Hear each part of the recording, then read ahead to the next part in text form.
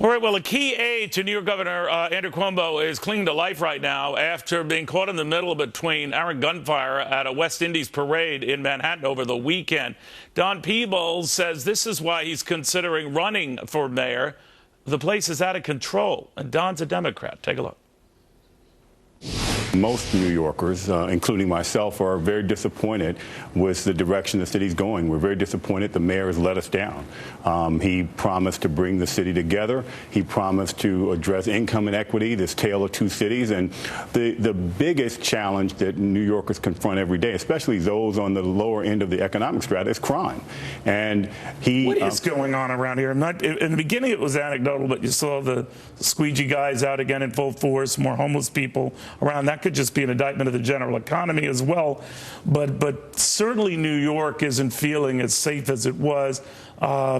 What's happening here? I think it's a combination of things. One, New York is not safer. You think stop and frisk stopping that? I don't know. I think the mayor, the mayor's a political strategist. He's never been an executive or a manager. So Bill de Blasio is an optic mayor. So he'll take mediocre statistics and celebrate them, saying shootings are down. Sounds like President Obama.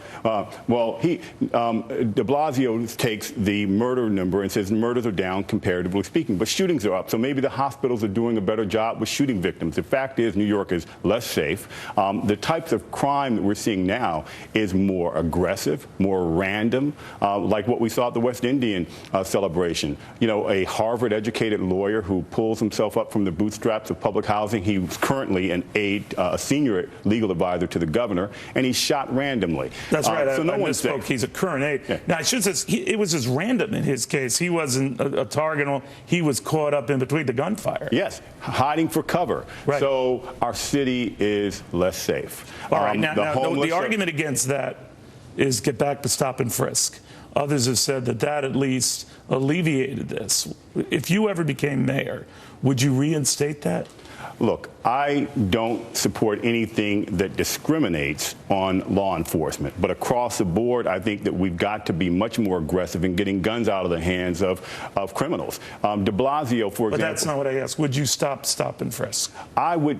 Well, the mayor hasn't stopped stop and frisk. Right. He's just reduced it. I'm not sure whether it would be stop and frisk, but it would be some form of an aggressive technique that would get guns out of the hands of criminals. The rap against that approach, rational though it may be, is that it is racial profiling, and then they would get you on racial profiling. Right? Well, look, I think it's economic profiling more than anything else, because I'm an African American and I'm not afraid to be stopped and frisked because I don't fit a profile and I'm not in an environment that's of economic neglect. I think that the large number of people stopped for stop and frisk were men of color.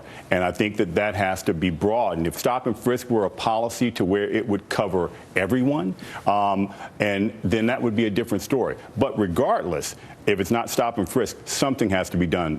Bill de Blasio mentioned in response to this shooting that it's a national issue about gun control, and it's a national issue. It's not a national issue. New Yorkers are being murdered. New Yorkers are being shot. It's a New York City problem. But is it a national repudiation going on of extreme liberalism?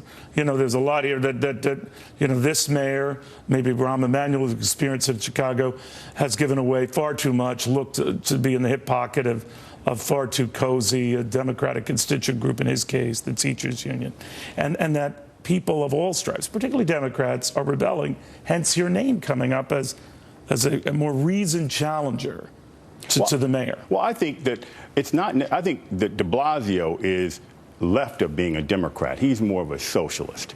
Well, what are you?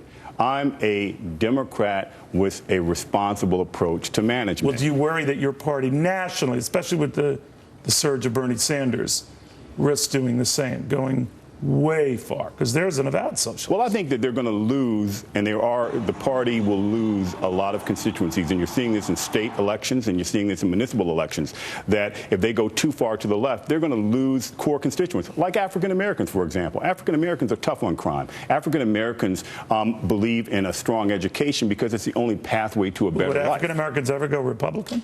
Well, I think that they will begin to look more because the policies that we're seeing now from the left side of the Democratic Party are not effective. This Bill de Blasio promised to end the tale of two cities. Yet, in 2 years in office, the minority contracting for African American and Hispanic-owned businesses is 0.9%. 0.9% for a population that's 54% of the city's population. So that is absurdly poor performance. And again, you're definitely running. I'm giving a lot of thought to it. You're definitely running. I'm giving a lot of thought to it. All right, elsewhere, we're getting details now on that Hillary Clinton interview with ABC on the private email controversy, quoting from Hillary Clinton, "That was a mistake. I'm sorry." John Kasich on that after this.